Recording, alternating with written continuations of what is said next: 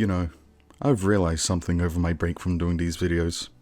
I've actually underestimated the deductive power and reasoning skills of the internet's favorite ultra-rationals. I think I need a video that talks about the regressive leftist beta cuckified Marxspiracy and praises the true intellectuals and true speakers of our day and age. People like the ideological skeptic. Calgon, can't you summarize this in under 5 minutes? Or Swindon. Wannabe racist Fox News presenter. Citation needed. Femar atheist. A failed horror movie voice actor. British Alex Jones. The West is the best. Gay Uncle Tom. And Dave, Lord of the Classical Liberals, Duke of the Centrists, Reuben. Alright, let's find a video that'll get us into the rational sphere.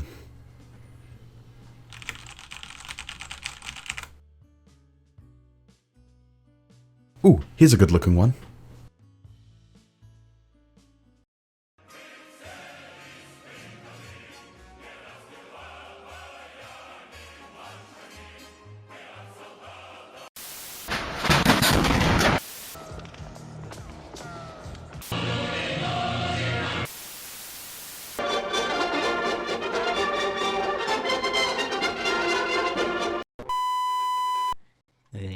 Hi there. I'm just putting this here to tell any of the rationals, trademark, copyright of Disney Entertainment, any of you who wander onto this video, I'd just like to tell you there's this awesome thing I found a while back.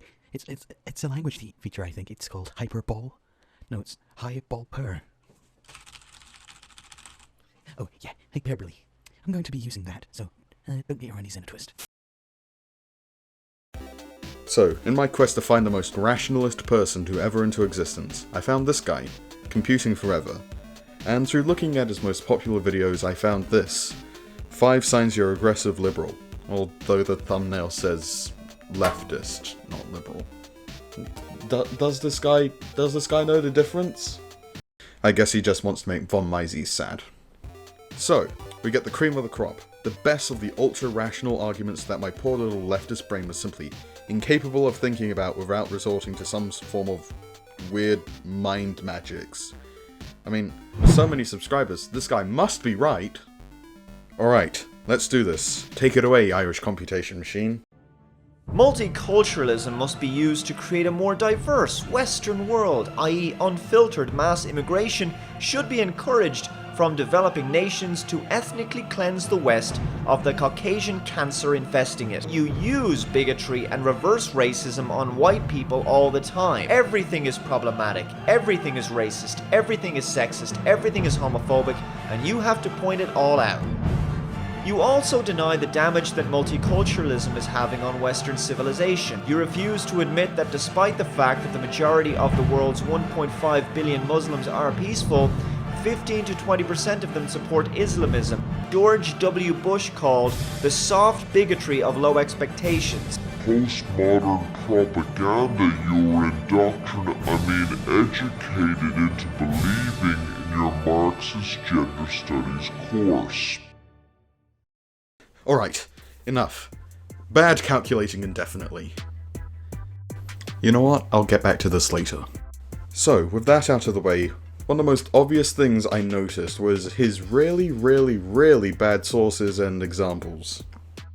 I mean, the 3 he cites are an article about people wanting safe spaces, an article about a video about free speech, and an article that says 42 million people support ISIS. No, I'm serious.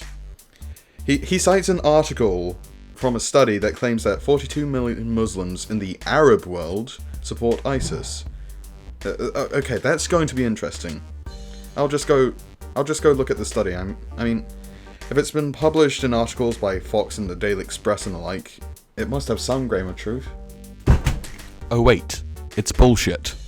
Right out of the gate, the method the study uses to calculate how many Muslims support ISIS is a dumpster fire of ideology. What it does is it takes the results of several surveys, one of which from October 2014, itself being the summary of several different surveys created by a, quote, leading commercial survey firm that, quote, wished to remain anonymous, when people started asking where the hell this data came from. Which brings this study's integrity into question. It's even worse because even if the 4 surveys were not compromised or fabricated, the questions asked aren't even directly comparable. One is a survey from Iraq in 2015, asking if people considered ISIS to be a terrorist movement.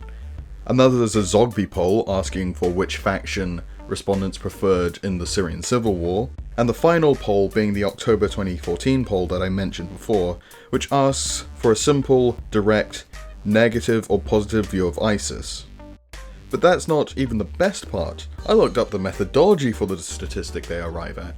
The study claims that from the polls they can estimate that across 11 of the 22 Arab-speaking countries of the world, there are roughly 8,523,800 ISIS supporters, or 5.8% of their combined populations. However, even by their own admission, that's half of the total countries in the Arab world. So what do they do to make their estimate cover the rest of the Arab world? Just apply the same average of support from the first 11 countries to the other 11 countries. Yeah, this should be raising a lot of alarm bells. But wait, there's more. They then go out and use a fourth study that puts total ISIS support at 11.5% of the population and apply that to the entire Muslim population of the world and how they view ISIS. Regardless of, nationality or whatever. That isn't important. Being a Muslim just puts you in a massive hive mind that just spreads across the planet, I mean, I'm currently shocked right now with this many ISIS supporters. I wonder why Indonesia hasn't suddenly gone on a massive jihad, because, a lot of Muslims there. Have you forgotten about them?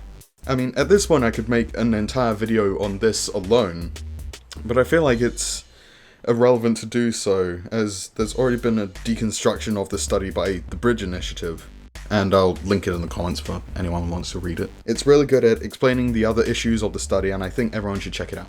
It's real good. Trust me. Trust me. Back to what I kind of showed earlier, then backed out of. Number crunching Eternally's tirade that I alluded to earlier. The portion of the video that I showed was the stuff about white genocide and bigotry against white people, and it's really actually hard to tell if he's being serious or not about it. Sure, I can go off on how it's misrepresentation to the nth degree and talk about how racism is societal trends and views and ideas, both current and historical, that affects the conditions of people during their development and may impair their abilities, causing certain groups to be disadvantaged almost from birth. But that would be a waste of time because ContraPoints did it in a video. It's hard to even see how the leaps of logic can be made. I mean, how can white people being advantaged as a group lead to Marxist liberals wanting to kill the white people? It's basically the same thing as saying George Soros is secretly funding, all this sort of anti-feminist stuff online and all that. Oh, excuse me, I just got a phone call. Yeah? Oh, Mr. Soros. I was just working on the new propaganda video. Yeah, it's coming along well. The plan's going alright. Alright, just one other thing, mate. Why has every check you've sent me bounced? How am I supposed to destroy the West and all white people without any of the money you promised? I'm getting sick of this, mate. Look, you wanted me to be secret. Wait, fuck. Mike's still recording. Fuck! But seriously, it's concerning that someone who seems to genuinely think that social justice warriors are trying to get rid of all the white people has such a large following. But then this is also someone who rose to this level of popularity riding on the Gamergate bandwagon, along with Sargon of Akkad and Milo Yiannopoulos, Undoomed. Right, quickly back to gauging endlessly's sources. One of the articles that he cites is Yale students signing a petition, and the other about wanting the university to be like a home. Let's go with the latter first. So, according to Never-Ending Computation, this is an action about reducing university from a place of intellectual debate to basically a safe space. Now, I'd agree. Places of debate are important, and outside of things like, say, calling for someone or a group to be harassed and killed, or outright genocide advocacy, arguments should be allowed to exist and all that. I mean, if those SJ dubs want to do that, then surely most people would agree that's wrong. Only if he gave the viewer anything but the title and the opening photo, you'd see the important bit in the article about how it was, People talking to the head of Stillman, you know, one of the residential houses for the students. Oh. Wanting the place where you are living while you're studying to be like a home? Wow, that's just a ridiculous notion, isn't it? The second article is a video of highly edited footage of some reporter asking if Yale students would like to sign a petition to end the First Amendment right to free speech. Over 50 people of a campus of 12,000 students. Wow, that's almost 0.004% of the entire student population. Wow, it's a tidal wave of support. A tidal wave of wanting to crush First Amendment rights. Don't worry if the editing makes it impossible to see if those people were fully aware of the petition or what their socio-political views are. They're against free speech, therefore they must be liberals. I'm rational. I'm really loving this logic being displayed here. It's amazing. I don't know how the left can handle this barrage of reason. I could leave this video here, but Mr. Continual Arithmetic makes an entire point out of S-Jews being snarky name-callers and not making an argument that considers the other side's perspective. You know, people should, on an intellectual platform such as Twitter, say more than just educate yourself. It isn't like Twitter has a character limit. Didn't think of that. You privileged shitlord. But no, to be fair, it's always the left that has a monopoly on using buzzwords, name-calling, and attacking the character of their opponents. Obviously, the ultra-skeptic community would never do something like that. Far left, politically correct, regressive liberal movement. Bad shit, crazy, insane. A regressive liberal. Reverse racism, narcissistic sanctimoniousness. SJW, you're simply not able to deal with the real world. You deny reality. Pseudo-scientific notion that gender is a social construct. Third wave feminism, misandrist, practically obliterated the institution of marriage.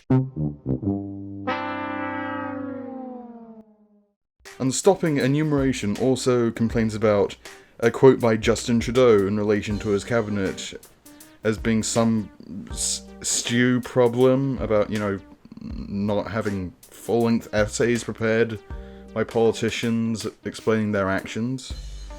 You know, like, I've always known the media to never want snappy little comments.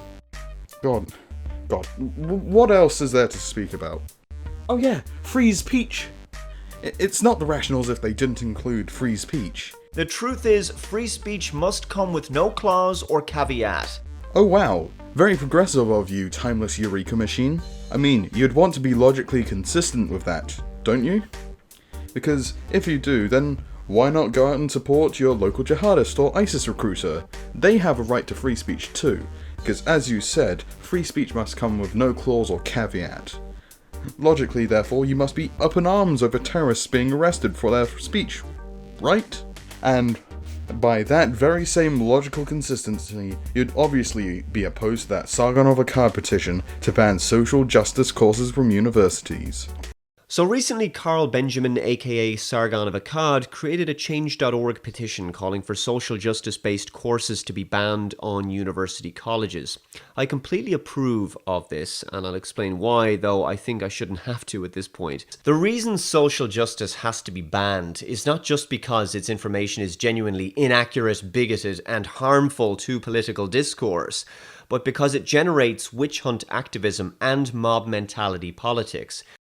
Oh. God, this video is already 14 minutes long. Alright, I think I finally had enough of this guy.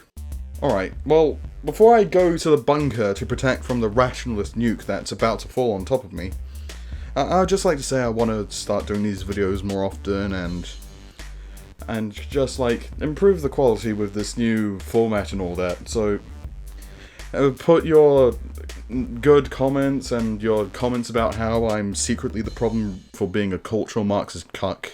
I'm sure they'll prove me wrong. And to any of the rationals who want to take anything out of context, I fucking knew you would.